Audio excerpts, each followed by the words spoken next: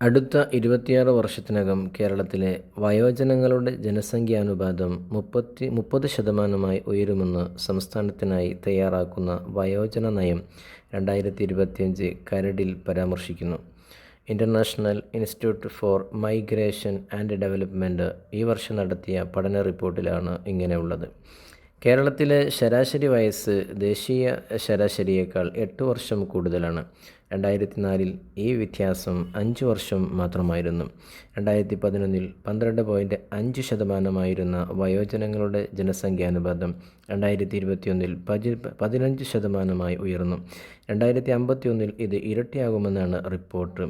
സംസ്ഥാന ജനസംഖ്യ ഇന്ത്യയിലെ മറ്റു ഭാഗങ്ങളേക്കാൾ വേഗത്തിൽ വയസ്സാകുകയാണെന്നാണ് കാണിക്കുന്നത്. മറ്റു രാജ്യങ്ങളുമായി താരതമ്യപ്പെടുത്തുമ്പോൾ സംസ്ഥാനം അമേരിക്ക പോലുള്ള രാജ്യങ്ങളുടെ ഗണത്തിലാണ്. Longitudinal ageing survey of India 2017 നടത്തിയ സർവേയിൽ സംസ്ഥാനത്തെ വയോജനങ്ങൾ വിവിധങ്ങളായ ആരോഗ്യ പ്രശ്നങ്ങൾ നേരിടുന്നവരാണെന്ന് കണ്ടെത്തിയിരുന്നു.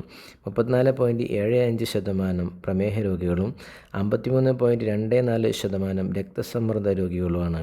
19.68% മൂന്നിലധികം രോഗങ്ങൾ അലട്ടുന്നവരാണ്. കേവലം 5.91% മാത്രമാണ് ആരോഗ്യ പ്രശ്നങ്ങളില്ലാത്തവർ. മുതിർന്നവരിൽ 11.8% കാഴ്ച, കേൾവി, ചലന സംബന്ധിയായ പ്രയാസങ്ങൾ കൂടുതലായുള്ളത്. കാഴ്ച സംബന്ധമായ പ്രശ്നം പുരുഷന്മാരെക്കാൾ സ്ത്രീകളിലാണ് കൂടുതൽ. 20% മുതിർന്ന പുരുഷന്മാർ വിവാഹിതരാകുമ്പോൾ സ്ത്രീകളിൽ അത് 10% മാത്രമാണ്. തൊഴിൽ പങ്കാളിത്തം 27% ആണെങ്കിൽ സ്ത്രീകളുടേത് 6.7%.